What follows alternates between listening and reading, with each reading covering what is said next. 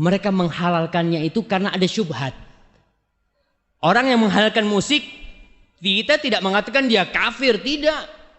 Karena dia menghalalkannya menurut dia. Ini hadisnya masih lemah.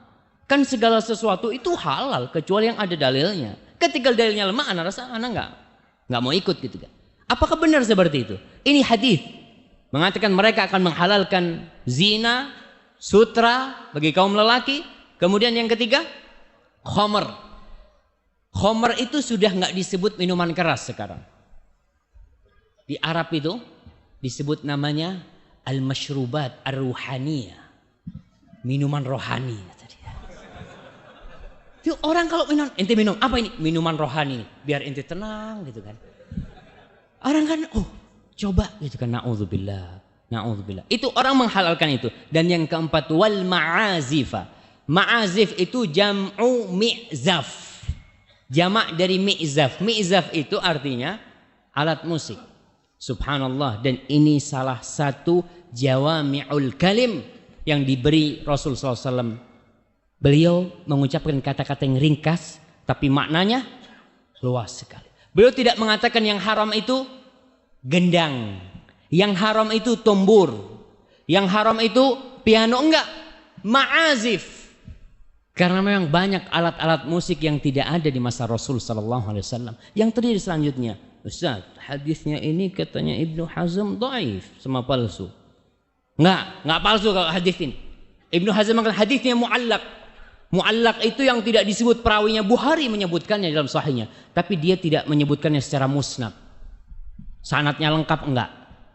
Ada yang terputus. Oke, Imam Bukhari menyebutkan itu dengan sighatul jazm. Yang pasti dia meriwayatkan hadis itu. Dan kemudian kalau dikatakan putus, oke. Imam Bukhari tidak menyambungnya. Tapi ulama hadis bukan hanya Imam Bukhari. Perawi-perawi hadis itu banyak sekali. Imam-imam itu. Oleh karena itu Ibnu Hajar al-Asqalani yang bermadhab Syafi'i, dia menyambungkan sampai dari 9 jalur. Hadis itu bersambung sampai Rasul SAW. Dan terbukti hadis ini diterima oleh ulama-ulama madhab yang 4. Dijadikan itu sebagai patokan.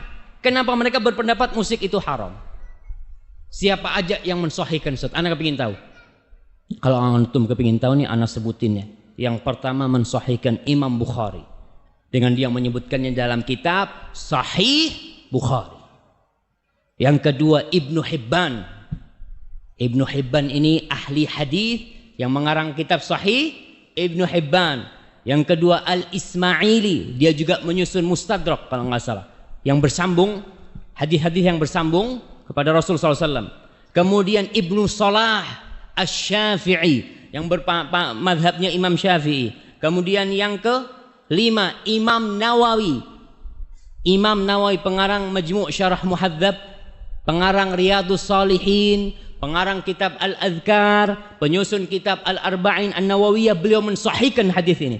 Kemudian Ibnu Taimiyah Al-Hambali dari madhab Hambali, beliau juga mensahihkan. Kemudian Ibnul Qayyim Al-Hambali, kemudian Ibnu Katsir Asy-Syafi'i, kemudian Ibnu Hajar Al-Asqalani, kemudian Ibnul Wazir As-San'ani, kemudian As-Sakhawi, pengarang kitab dari hadis, kemudian Al-Amir As-San'ani. Itu ulama-ulama besar dalam ilmu hadis. Dalam ilmu hadis, semuanya mensahihkan hadis tentang musik. Kok nggak diikutin mereka? Kok pada ikut Ibnu Hazm, ulama-ulama sekarang? Kalau kita disuruh milih, maka pilihlah yang ahli. Ibnu Hazm, beliau ahli dalam usul, dalam ilmu usul fiqh, mereka memang ahli. Bahkan buku-bukunya Al-Ihkam, fi Usulil Ahkam, Al-Muhalla, itu buku-buku tentang usul fiqh, tentang pokok-pokok permasalahan fikih. Itu kitab Ibnu Hazm.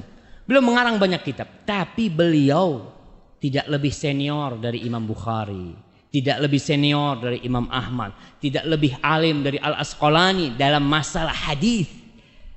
Antum kalau mau betulin motor antum, jangan berangkat ke tukang jam.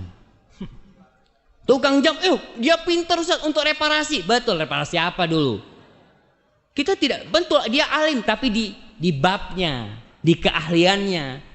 Tapi kalau antum mau betulin motor ya tanyalah paling enggak sama tempat-tempat yang memang khusus. Buat ana nih yang ilmunya lemah, kalau ana disuruh mencari hadis ini dari awal sampai akhir, mungkin sampai tua ana enggak ketemu-ketemu.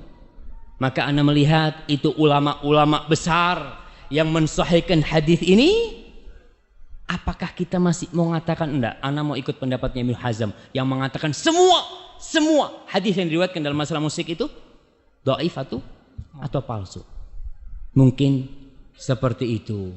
Enggak samalah orang yang ahli sama yang tidak ahli.